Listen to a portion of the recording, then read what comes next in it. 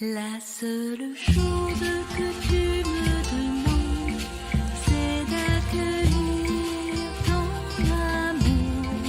La seule chose que tu me demandes, c'est de l'accueillir un peu plus chaque jour. La seule chose que tu me demandes, c'est d'accueillir ton amour. La seule chose que tu me demandes, c'est d'être à toi pour toujours. Bonjour, chers choisis de Jésus, je suis heureux de vous retrouver aujourd'hui. Aujourd'hui, nous avons la pensée du jour qui est extraite du message 80 du deuxième volume de Paul Bonheur des Miens, mais choisis Jésus.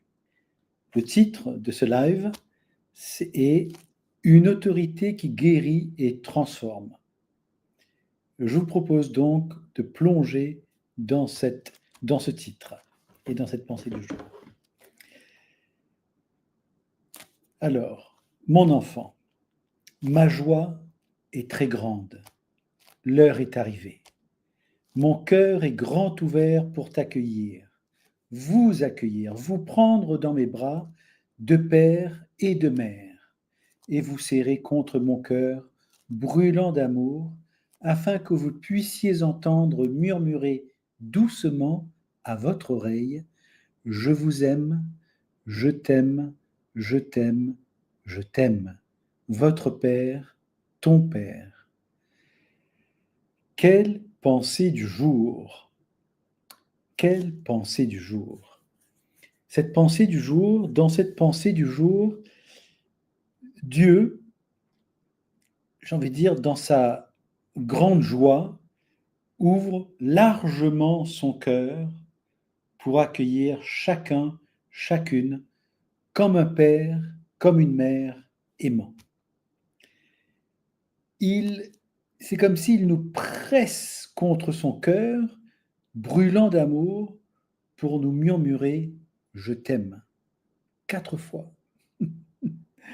Alors je crois que nous pouvons retenir de cette pensée du jour 5 points.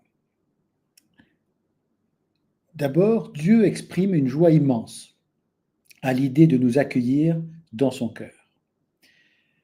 Ensuite, Dieu agit comme un père et une mère avec une tendresse infinie. Troisième point à retenir, je crois, Dieu veut que nous ressentions son amour personnellement. Quatrième point, la répétition des « je t'aime » souligne l'intensité de son amour pour nous. Et enfin, par les mots « votre Père, ton Père », eh bien Dieu est à la fois le Père de tous et de chacun. Alors je crois que dans cette pensée du jour, Jésus nous rappelle que Dieu est un Père et une Mère aimants, toujours prêts à nous accueillir avec une joie immense. Il désire une relation personnelle, intime, avec chacun de nous. Cette relation, je la crois, marquée par une proximité et une tendresse profonde. C'est ce qu'il désire. À travers cette pensée du jour, donc, il t'invite, toi qui me regardes, à entendre et à recevoir pleinement son amour qui est total, qui est inconditionnel, qui est irrévocable pour nous. Voilà pour cette pensée du jour. Passons maintenant à l'évangile du jour qui est extrait de l'évangile de Marc, au premier chapitre, les versets 21 et 28. Je vous propose un petit résumé. Alors, si vous l'avez lu, Jésus enseigne dans la synagogue de Capharnaüm, avec une autorité qui étonne la foule. Un homme possédé par un esprit impur se met à crier. il reconnaît en Jésus le Saint de Dieu. Eh bien, Jésus lui ordonne avec fermeté de se taire et de sortir de cet homme. L'esprit impur obéit, provoquant eh bien, un grand étonnement parmi les témoins qui étaient là.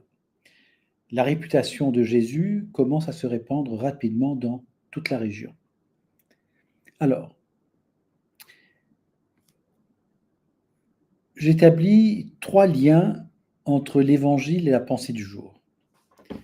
Le premier lien, ce n'est pas forcément dans l'ordre, mais le premier lien que j'y vois, c'est l'autorité de Jésus. Il a un cœur brûlant d'amour qui libère. Donc on voit que dans l'évangile, Jésus montre son autorité, affiche son autorité. Il libère et restaure la dignité de l'homme possédé.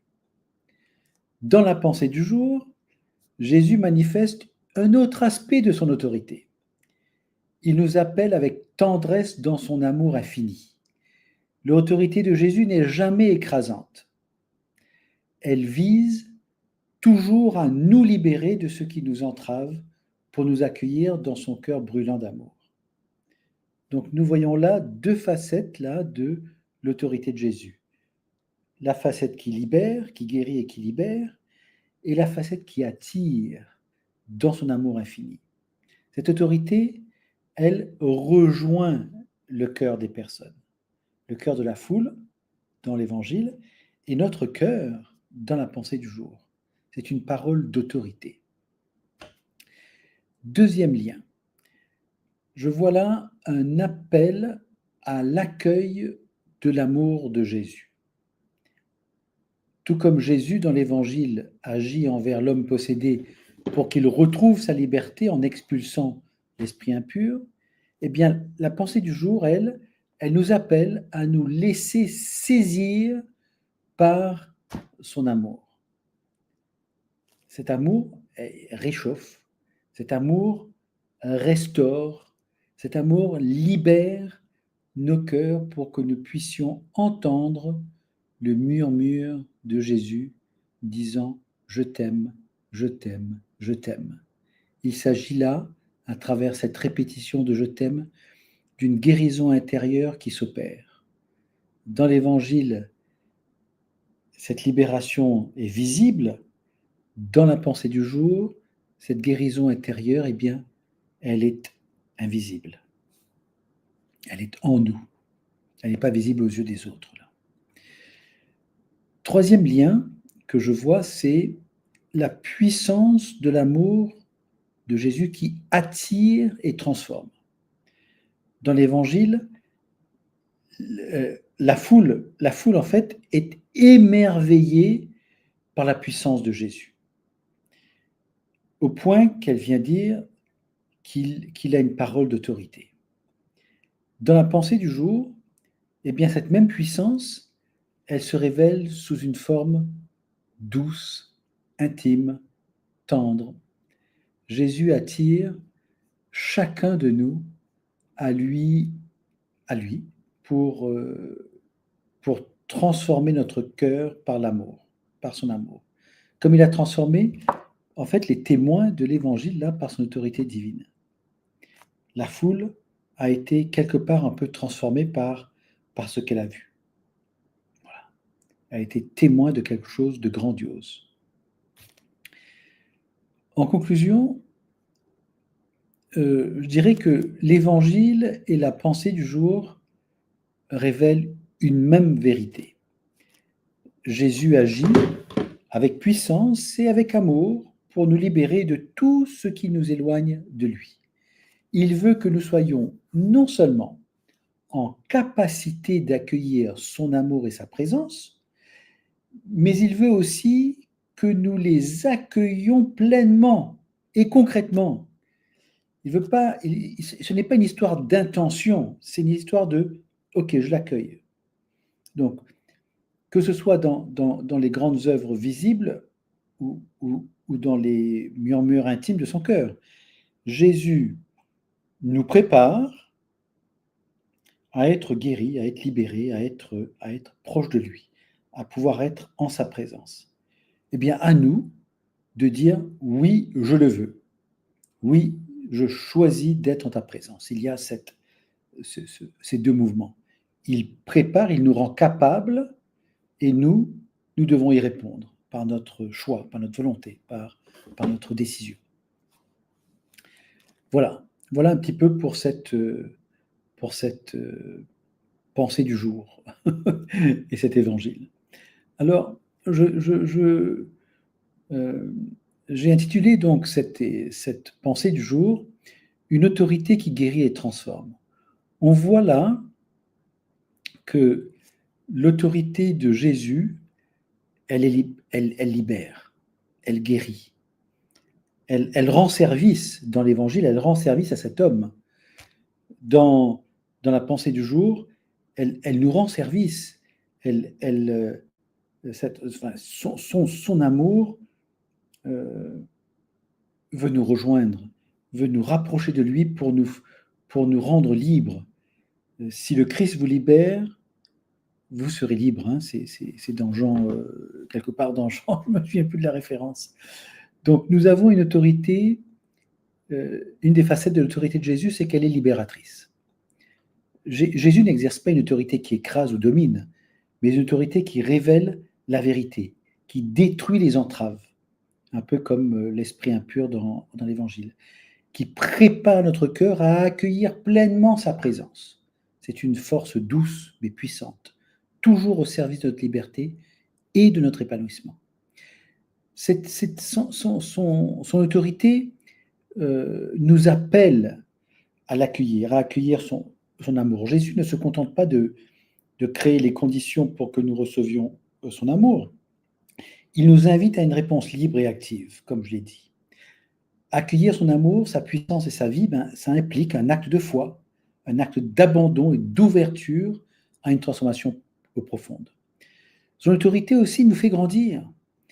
Cette autorité, elle nous guide, elle nous élève, elle nous façonne à l'image de l'amour de Jésus parfait.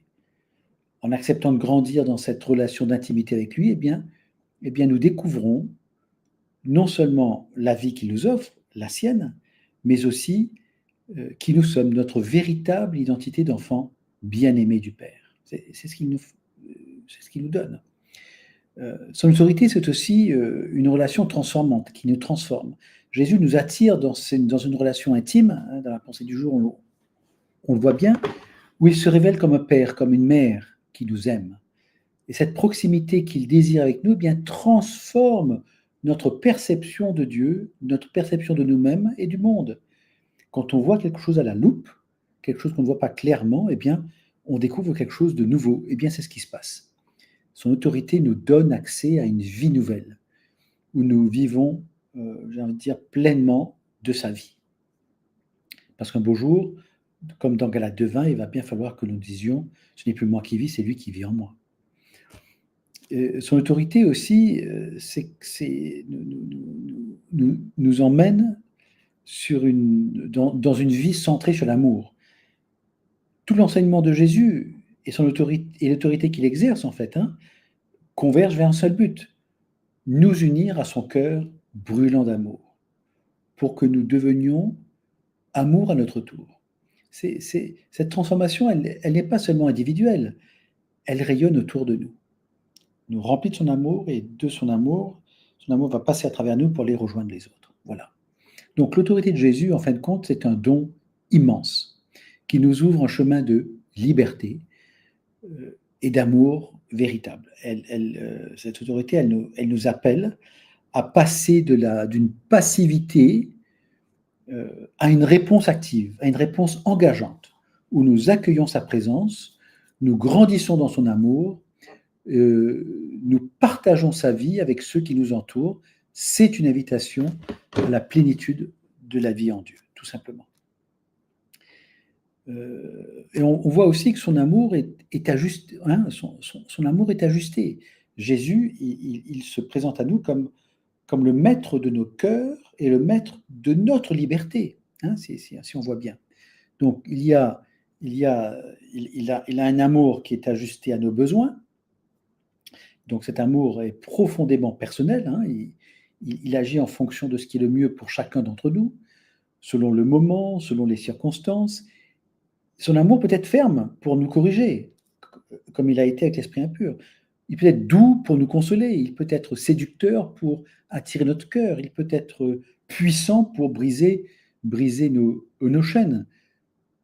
Cela montre à quel point son amour est attentif et précis. Et ensuite, tout concourt à notre bien. Son amour transforme tout, y compris nos épreuves, nos chutes, en occasion de grâce. Jésus ne cesse d'agir pour nous ramener vers lui. Même dans les situations où nous pouvons nous sentir éloignés ou perdus, eh bien, il a cette ferme intention de notre bien, que notre bien reflète la promesse divine. Nous savons que tout concourt au bien de ceux qui aiment Dieu, Romains 8, 28. Son amour on peut dire qu'il est équilibré, qu'il est parfait. L'amour de Jésus ne tombe ni dans l'excès de complaisance, hein, ni dans une dureté froide. On le voit dans la pensée du jour et aussi dans l'Évangile. Il est toujours parfaitement équilibré. Il mêle tendresse et fermeté. Fermeté avec cet esprit impur qui a possédé l'homme et tendresse dans la pensée du jour. Il éduque, il élève, mais sans jamais écraser ou manipuler. Ce parfait équilibre, je crois, montre qu'il veut avant tout notre liberté, notre épanouissement en lui. C'est ce qu'il a voulu pour cette personne qu'il a libérée de la possession dans l'Évangile. Il le voulait libre pour revenir à lui. Son amour, en fait, donc, initie quelque chose, nous attire. Jésus, quelque part, est un initiateur. Il commence toujours par un acte d'amour ou d'autorité pour ouvrir notre cœur. C'est lui qui nous a aimés le premier.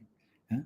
Donc, que ce soit par sa parole, ses œuvres, ou par des grâces silencieuses, dont on n'entend pas, eh bien, il attire notre âme pour que nous nous tournions librement vers lui. Il ne force jamais.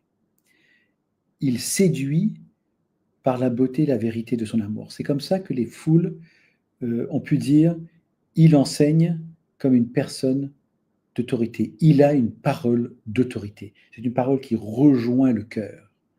Son amour transforme profondément.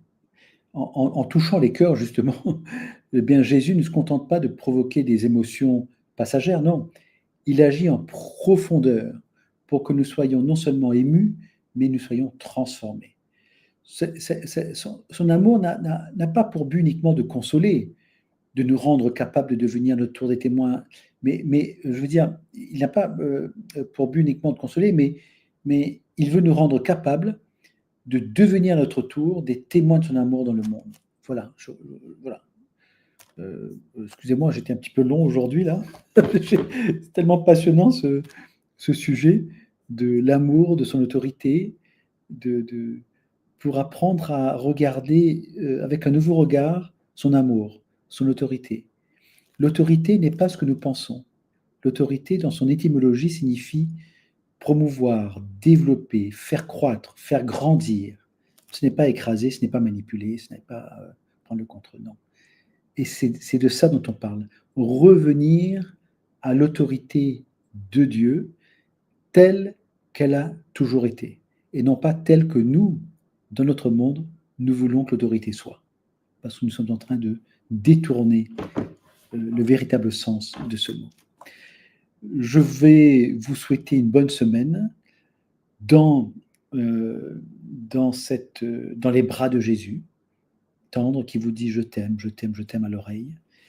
Je vais vous souhaiter aussi une bonne semaine dans les bras de Jésus qui eh bien, se dispose à vous libérer, à vous guérir, à vous restaurer, si vous venez vers lui et que vous épanchiez votre cœur, que vous le laissez vous regarder.